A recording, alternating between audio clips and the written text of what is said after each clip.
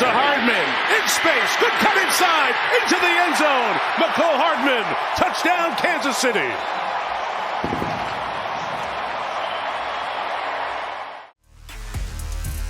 You are listening to KC Sports Network, the #1 podcast network for today's Kansas City sports fans. With former players from your favorite teams, informed perspectives, and former insiders, this is the place for you.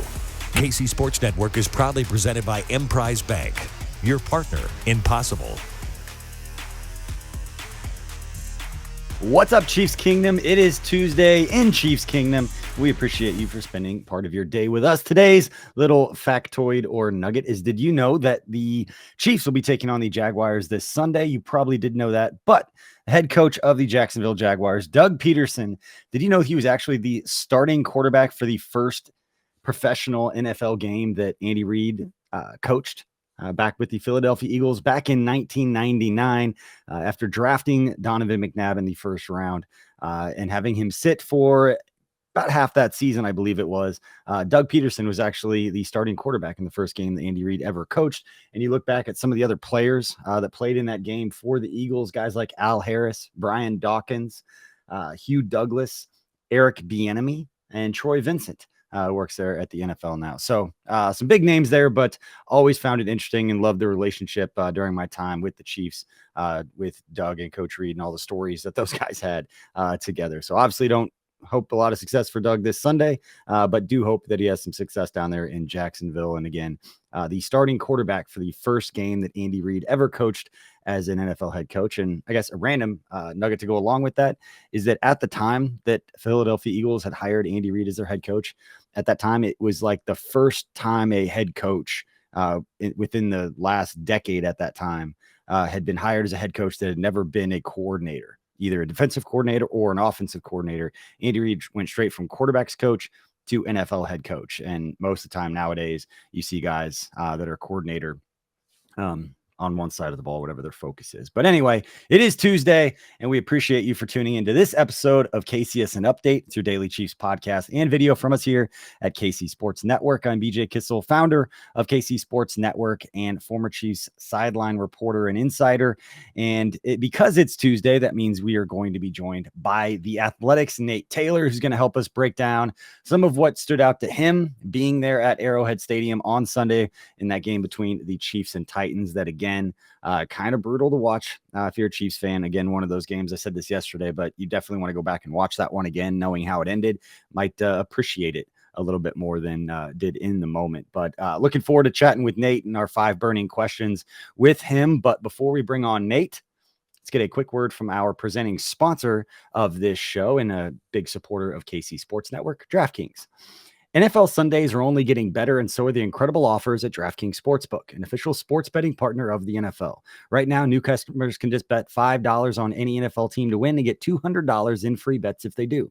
And check this out. Right now, everyone can earn up to a 100% boost with DraftKings stepped-up same-game parlays. Go to the DraftKings Sportsbook app now and place a same-game parlay and combine multiple bets like which team will win, player props, point totals, and a lot more. I personally like the anytime scores. You feel like you always have a chance in anytime the ball is being thrown or ran or whatever it is. I feel like you got an opportunity and you can spread it around the entire NFL and obviously get a lot more odds for guys that aren't as likely to score touchdowns, and those are always fun. So with payouts bigger than ever, DraftKings Sportsbook is my go-to when betting on the NFL. Download the DraftKings Sportsbook app now, use promo code KCSN, and place a $5 pregame moneyline bet to get $200 in free bets if your team wins. Only at DraftKings Sportsbook, an official sports betting partner of the NFL, with code KCSN. Minimum age and eligibility restrictions apply.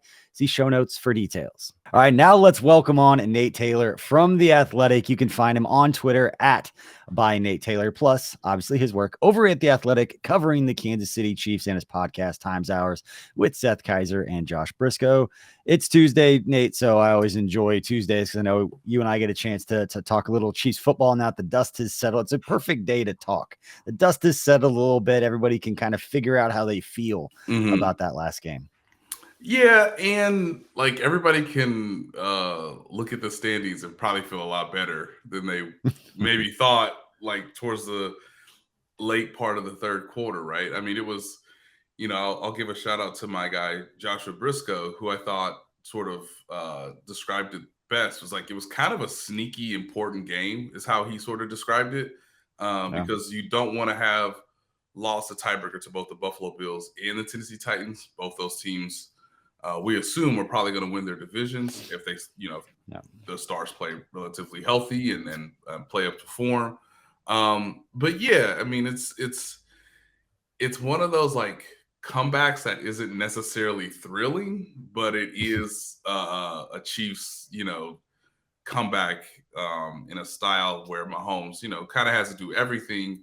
But yeah, I feel like coming off the bye week, they probably played an opponent that they never enjoy playing. But it feels better when you win versus what they had to do last year, which was basically reinvent themselves after playing the Tennessee Titans last year. This year, because it's a slightly new offense, because the defense is a lot younger and just more capable, I think they can feel good that they didn't play their best, but they still won.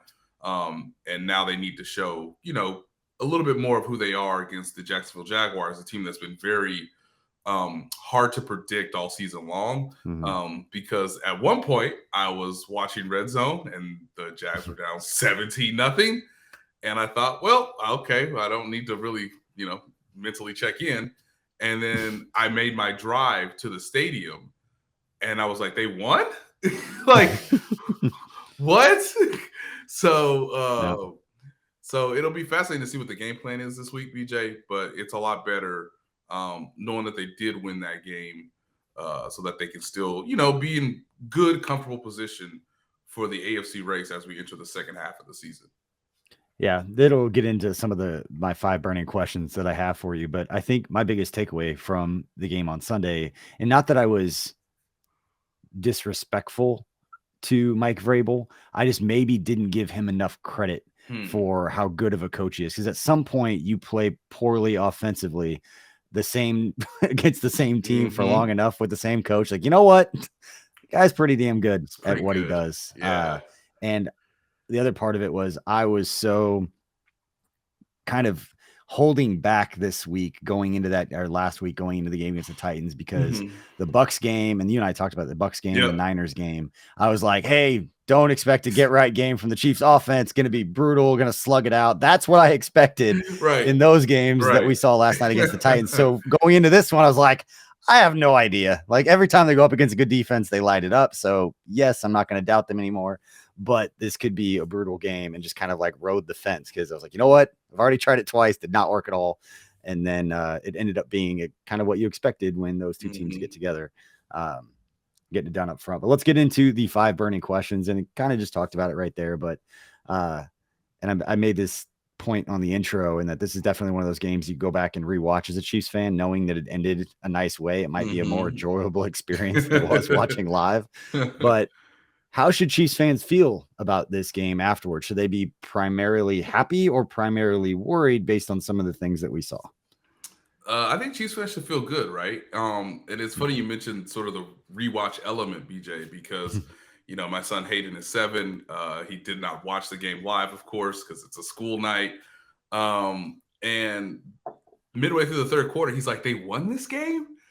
And I think that's a good frame of mind to have. Like, the outcome, it wasn't how you anticipated. I think you're spot on in saying that, like, hey, this is a division leading team that has a pretty good defense. It's not going to be 40 points.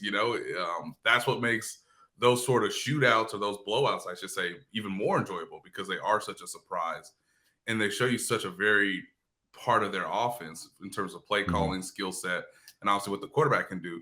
But I think you should feel comfortable about this game if you're a Chiefs fan, because this proves yet again, even without Tyreek Hill, that you can't just dominate time of possession, that you can't just run the ball, that you can't just be physically dominant up front and that be enough. You have to outscore the Chiefs. That is still, in my opinion, the best possible way of beating them. Unless you're the Indianapolis Colts and you just happen to come on, for whatever reason that day, that the Chiefs special teams is just abysmal. So if we remove that out of the equation, because we think in January the team will be obviously mentally and prepared, focused, motivated. I think this tells you that like they can find another gear when the game matters late in the fourth quarter or in overtime, and they can play with the clear understanding that Patrick Mahomes, more times than not, is still going to be like supremely excellent.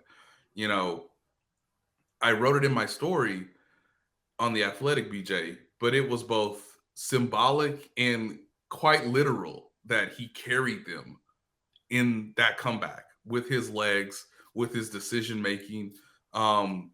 It's amazing to me that as defenses get more better, or statistically, just from the eye test, there's actually been a pretty good wave of draft classes of defensive players, like slightly better than like quarterbacks and like tight ends and explosive plays are down across the NFL. Like there's a lot of really interesting numbers when you look around, and thought that this trend was just going to continue of offenses dominating everything and not having defensive players. And it probably a lot of variables go into it, but And part of that is because offensive line play is not good this year, by and large. Like, and so if you're the Chiefs, it's like their offensive line has not been as good as advertised when the season began, but at least they are the same 5 players, and at least they play better as the game sort of goes along.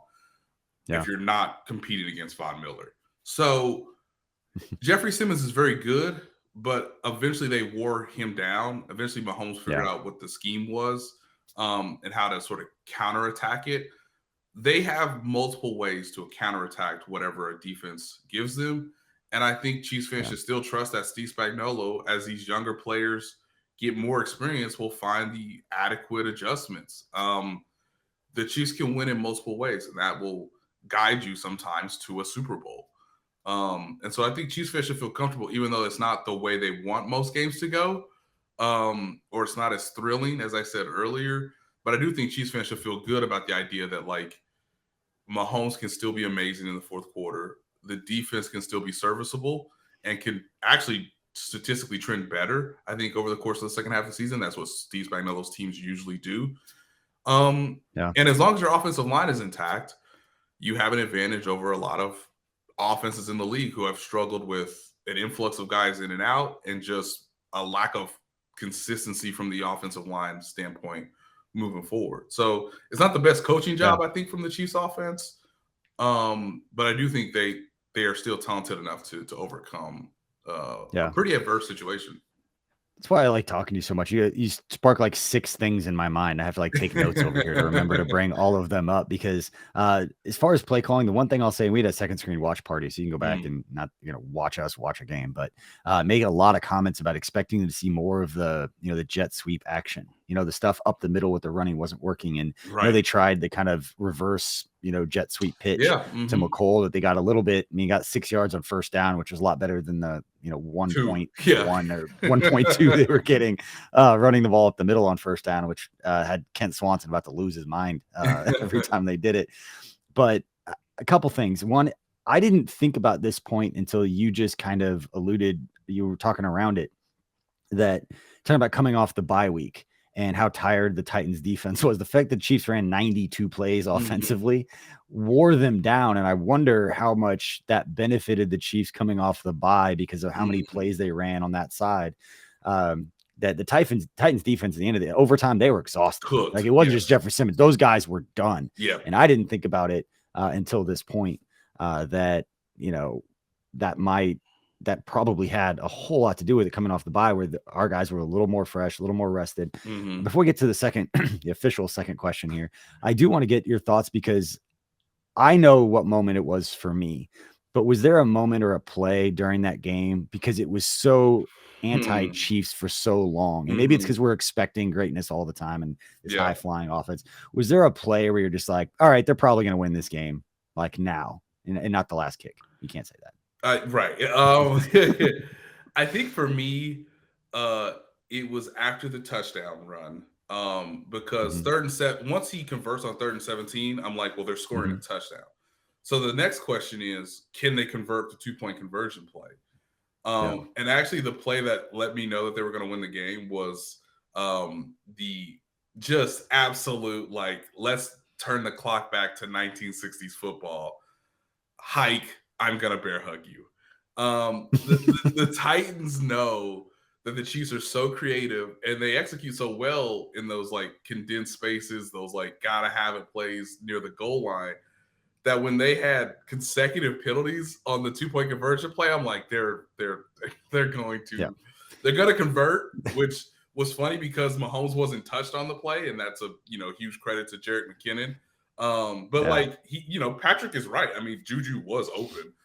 He just chose to run the ball, take matters into his own hands. But when the penalty occurred, and I was like, sure, do the Titans have a reason to be upset? Yeah. Is there a little bit of flopping because like if my helmet's loose, look at it. It's completely what is happening? Yes, I just bear hugged him and tried to tackle him, but look what he did to my helmet.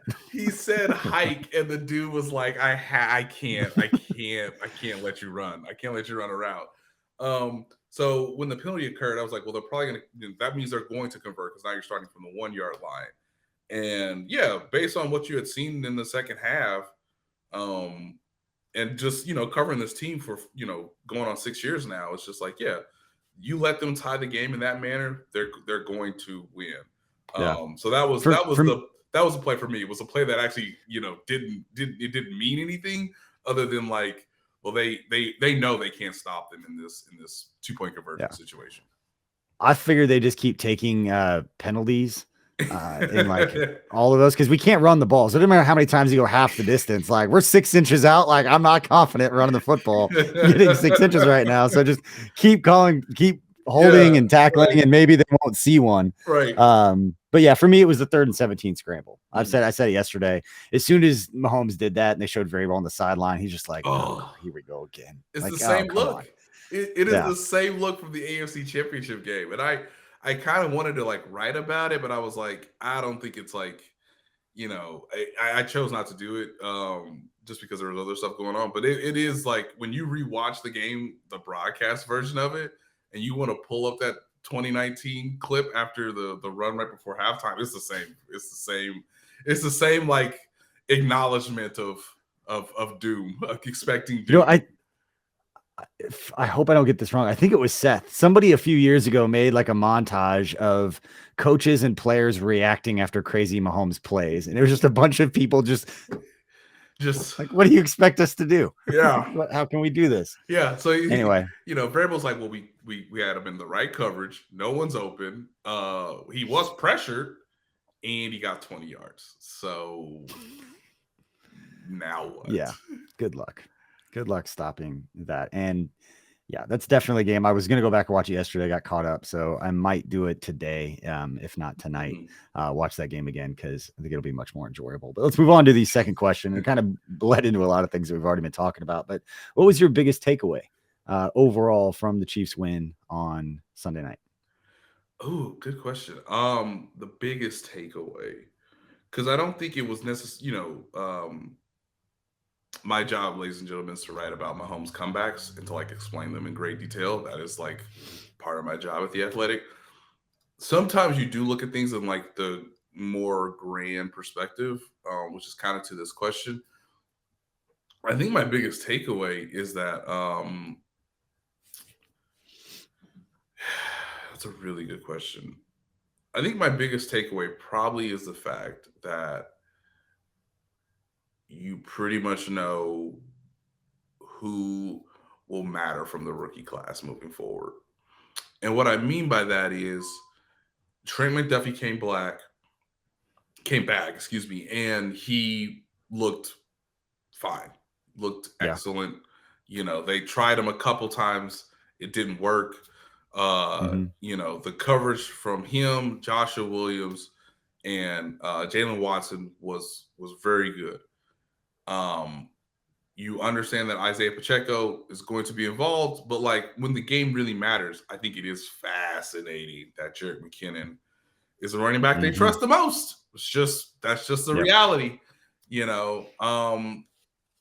I'm not sure Leo Chenal matters into the equation because what he was, what we were told that he was most effective at, that might still take some time because you might see Derrick Henry in January again in a rematch, and I'm not sure he's a better player than Darius Harris right now. And so I think coming off the bye week, now having 8 games, you pretty much know who the rookies are that are like really going to matter, that are really going to be the reason you have success in the postseason or not. You haven't seen Darian Kennard. You're not going to see him. Sky Moore, not going to be on punt return anymore. So he's just going to be a small part of the offense that might blossom in the second half. But as I try to think from a grand perspective of things that like we're trying to learn over the course of the season, my mind sort of goes there where it's like, it's a 10-man rookie class. And I think 5 of them, I think half the group are legitimate guys. Maybe 6. I didn't mention Karlaftis, but he's going to be a starter. He's going to be in the rotation all year. So it's maybe 5 or 6, depending on how the rest of the season goes.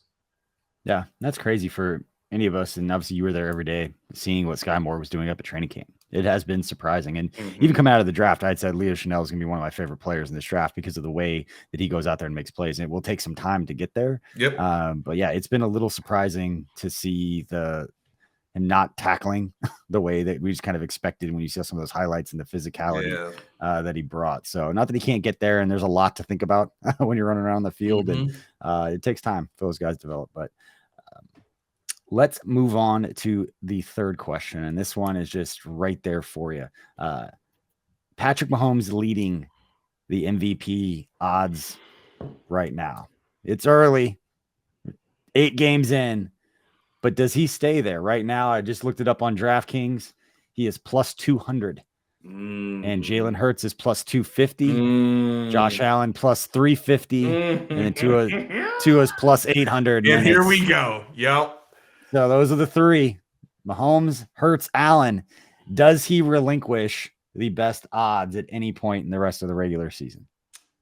I'm not sure he'll relinquish. So I'll answer that to start. But I just want to get Chiefs fans to envision what the future will probably be like. I know y'all don't want to hear me say this. It's an offensive stat. It's an offensive award. Last year, and it'll be slightly different, but last year I had a vote and I voted Cooper Kupp for the league's MVP because when you looked at the film, he was always open. And sometimes the receiver is so good and so great that he supersedes the quarterback and he actually supersedes the coaching staff. Because when the Rams would give Cooper Kupp option routes, when they would run him deep, when they would just say, please get open on 3rd down because you're the only guy we trust. And this is before Odell Beckham joined the team. I just thought Cooper Kupp was like the best football player on offense last year, even with Matthew Stafford. Are you setting me up to tell me you're voting Tyreek Hill for the MVP? What I am telling you, BJ, is that we are in a race. We are in a race. We're in a race right now to see who has better odds in early January between Patrick Mahomes and Tyreek Hill. Because the Dolphins are going to make the playoffs as it looks right now. Tyreek Hill he's on pace to go. You go ahead. No, I'm sorry, I didn't know that's where you're going with it. So you take it. No, you sure? Because you can tell everybody what the stat is. The man is on pace for 2,000 receiving yards. Okay, they are one of the highest scoring offenses in the league. I have to refresh the stats because I haven't looked at them since Sunday night's game. But they're one of the most explosive offenses. He is better at his job than Tua Tagovailoa is. He is better at his job right now than Mike McDaniels. Patrick Mahomes, it's largely a quarterback stat. And I kind of hate that because the quarterback's got to throw it to somebody. He's got to trust other players.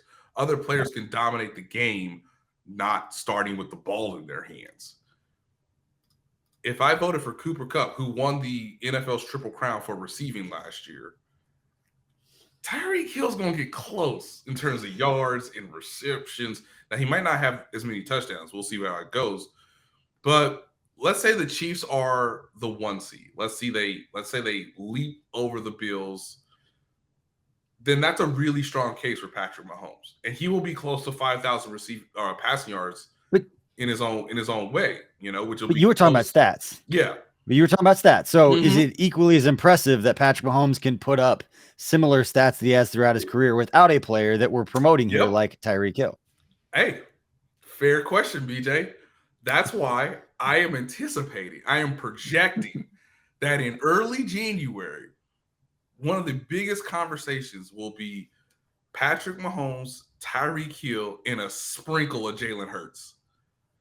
Now, if the Eagles go 17-0, that's going to be hard to deny. But we know how this works. You're going to be watching Sundays on some Sunday, and they're going to be down. By the way, the Eagles, as fascinating as they are, have yet to, when have they been in a disadvantaged position in the second half all season? It is crazy. People were going insane that they were tied with the Texans at halftime on a Thursday night game. But no, I truly believe that we are on a collision course, BJ, for who had a more MVP season, Patrick Mahomes or Tyreek Hill. And I didn't think we'd get there, but we're there.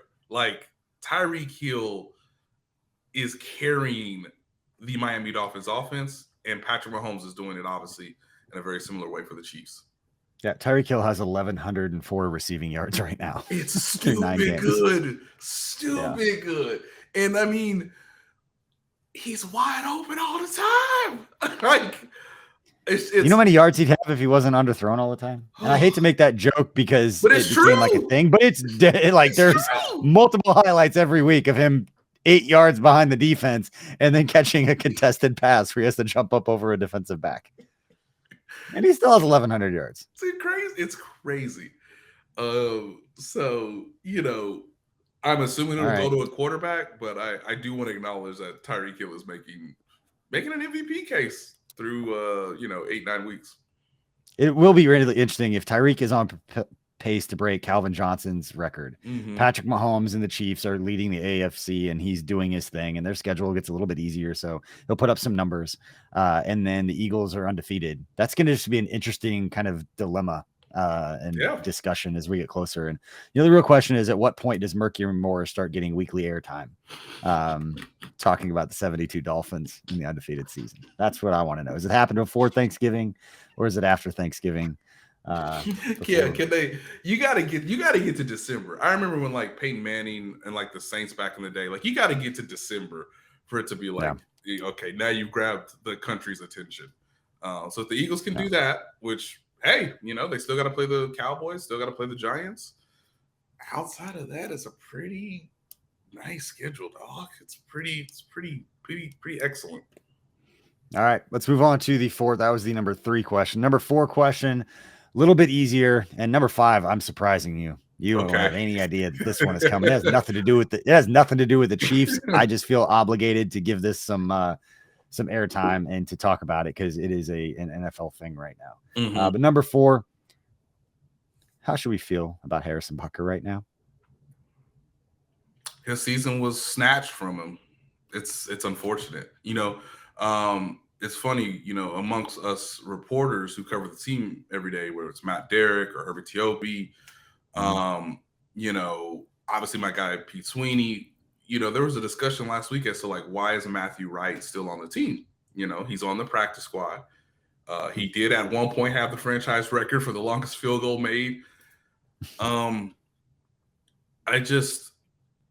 Every year, man, I look at it and I'm like, yep, Justin Tucker, he is the best kicker in the league. And he is yet again denied Harrison Butker an all-pro Pro Bowl honor season. It's wild that Harrison Butker is as talented as he is. He's never had a Pro Bowl nod because Justin Tucker exists.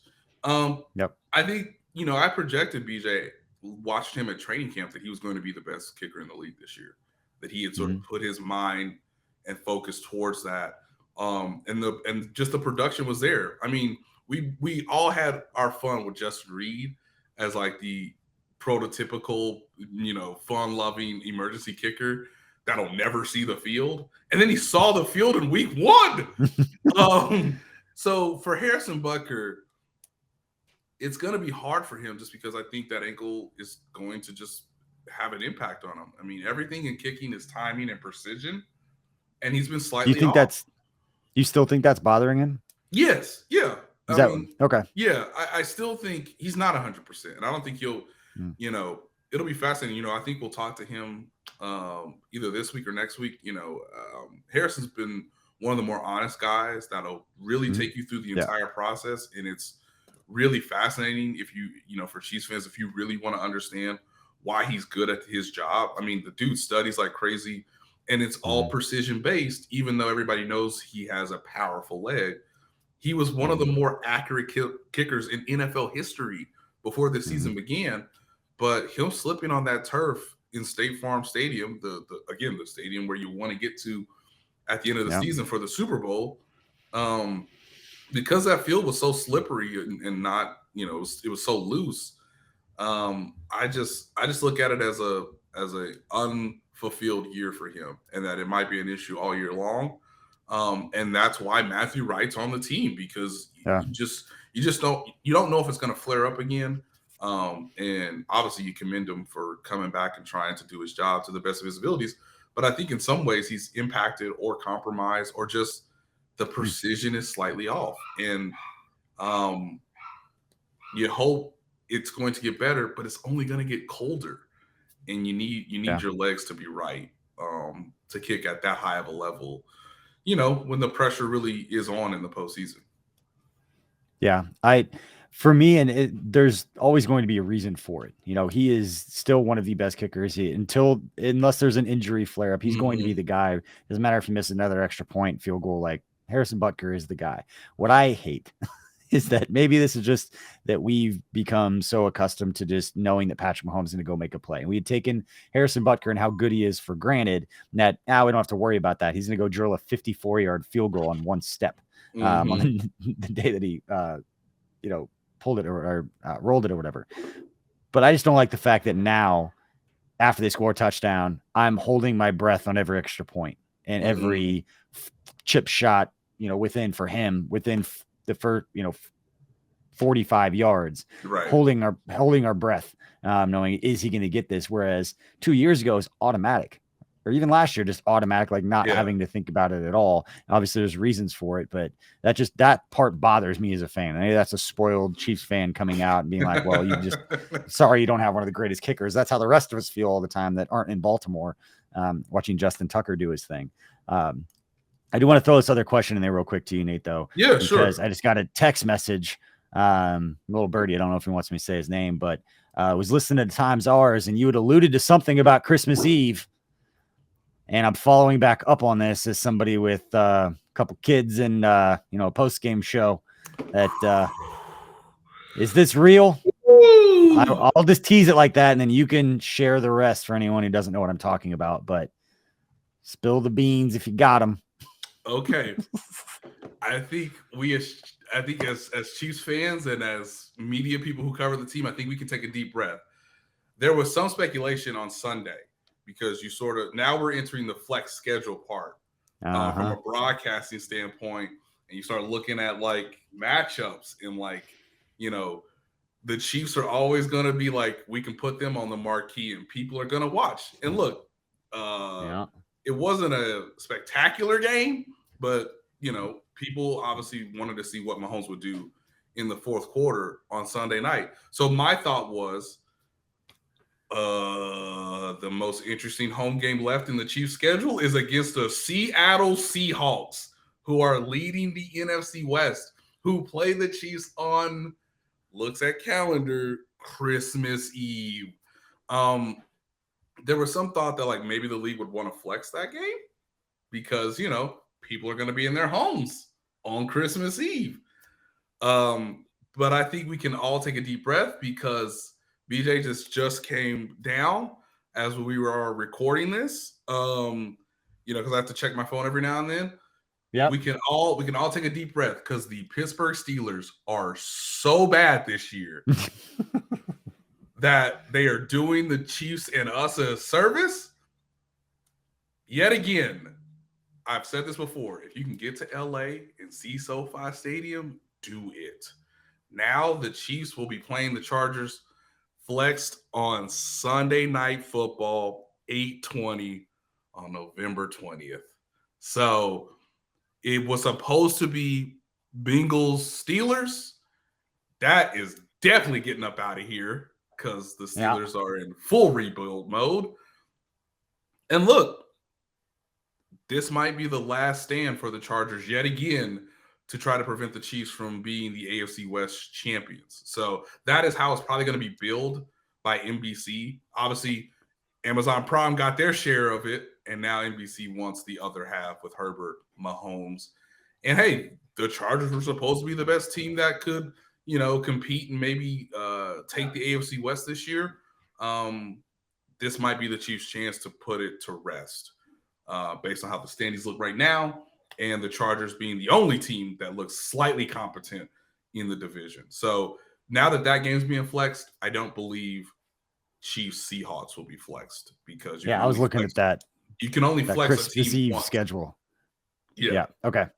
Well, that solves that thing. Because I was looking at that Giants Vikings game might be pretty interesting to flex as well on Christmas Eve. I was gonna start making cases for all the other games that should be flexed, and not that one, but instead Chiefs Chargers. Good stuff. Well, that timing worked out really well for us. It really did. Yeah. The league is like, I knew the league was working on this Sunday because I see what's coming up, and I understand like how it all works, and it's like, I don't know, kids.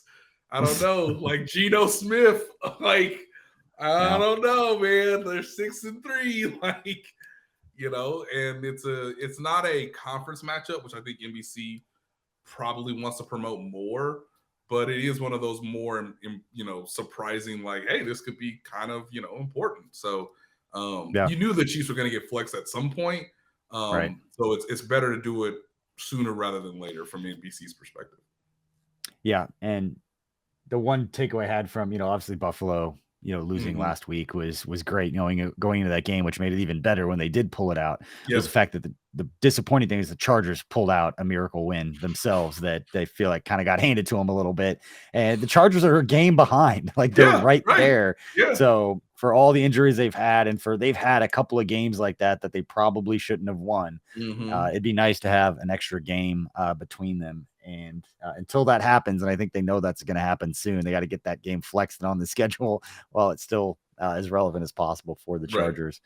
Fade away like they seem to do every single year. All right, let's get to the fifth and final question. And this has nothing to do with the Chiefs. And it's not good news, but I feel like something that should be talked about because it's been a player throughout NFL history and during his career that has been rewarded as being one of the best quarterbacks in NFL history, and now he's caught up in another scandal. And get your thoughts on the Brett Farve latest, if you've seen the headlines today. I'll read the ESPN article at the very beginning. Just says 2 concussion drug companies backed by Brett Farve and enmeshed in a massive welfare fraud case overstated their NFL connections and exaggerated the known effectiveness of their drugs during efforts to raise money, according to interviews and documents reviewed by ESPN. At what point are nationally, and Adam Schefter tweeted this out, but at some point, everyone is going to look at him completely differently. I do now. There's too much smoke with this, with all of the stuff. There's too much. They have text. They have everything on this guy, and what he's done to people in Mississippi and the way that he's revered down there still by some. It's kind of sickening, to be completely honest with you, Nate. Yeah, the way we should view Brett Favre is the word fraudulent comes to mind, and it mostly makes me sad because during his career, and obviously I was younger at the time, I wasn't in the business yet, but he was one of the more beloved players in his era. Not only for the play style he had, but the fact that he was pretty accessible based on people that have covered the leagues that are older than me that I've talked to. But this is fraudulent behavior, and you obviously can't. It's surprising how, there's a phrase that I think I wrestle with all the time is that, some people will say, well, people don't change, or people are who they are. And I think there's obviously some truth to that, but I also think too, like, people can change. People can, for better and for worse. And this is obviously the latter in that sort of category. But it's, as someone, a part of our jobs as reporters, as journalists, is like trying to give some level of perspective, and then obviously, trying to see it from the other person's point of view, right? And then being honest about how you assess it, and then just what the facts are. And you read the facts to everyone, BJ. Like, this is mad wild. This is just awful behavior. I can't put myself in his position or in his thought process where I would want to do this to, like, my own community that I'm from, the community that I'm representing. From a economic standpoint, Mississippi is, like, not great compared to other states in the country in terms of development and obviously resources that are necessary for, just being a thriving part of the country. I don't think you can necessarily say that about Mississippi. So if you're portraying yourself as someone from there who is trying to benefit, or is trying to give back, or is trying to do, like, just BJ, I'm trying to imagine misrepresenting things relating to concussions as a former NFL player. Like, it just, what?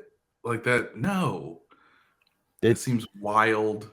It seems wild, and it seems, it just seems, it's fraudulent. For anybody, the part for me, it's one thing. He was trying to help his daughter at Southern Miss. He was trying to get a volleyball facility built, etc. She was playing volleyball, like any dad with means would try to help in that kind of way. But then to figure out, like, the best way to do this is to bring this money that's earmarked for helping people and bring that over and use it to build a multi-million-dollar volleyball play. Like, it's that part where it was not him just trying to help, and he could be like, I didn't know where it was coming from. Like, no, they've got the proof. Like, you red-handed, like, know what's going on. And reading through the rest of this article, you can find it on the front page of ESPN right now if you're listening, or just Google Brett Farve and it'll all come up. But it just gets worse. They're the CEO of the company. They had been in financial trouble, and their way of getting out of it was to over-exaggerate the effectiveness, and then to receive the $2.1 million funds that were earmarked for welfare families. And he told ESPN, the Van Landenham, as the CEO, said, I had no idea it was welfare money. I've always been an upstanding person when it comes to research. So not something that there's going to be a lot of lawyers, as Andrew Brandt would say. There will be lawyers, but just felt like we talk a lot about NFL, and the conversation always goes places. And it's interesting with his connection, obviously, to Coach Reed. I interviewed Brett Farve when Patrick Mahomes got drafted. He was one of the guys, Donovan McNabb and Brett Farve, that I reached out and interviewed. And actually, when I was talking to Brett Favre, he was driving his daughter and her two friends back from a volleyball camp. He was in the car for like an hour, and he was like, I got all the time in the world. I got my daughter and her two friends in the back seat. Let's talk football. And I was talking about developing quarterbacks, and he gave me some really good nuggets. Like you said, he's really personable, kind of like a kid, and you can see why the media liked covering him. But this stuff, you learn more about people, and this is going to get a whole lot worse before it gets better for him. Yep. And one of the things that I would always say is, it doesn't necessarily matter who you are, but did you not think that, like, because your name's associated with this, that, like, someone wouldn't look into your business? Like, it just, that's what it is when you're a public figure. So it's surprising that you would make these decisions. But people can change, and it can be unbeneficial, or it could be troublesome. And we'll see where this goes. But I just think,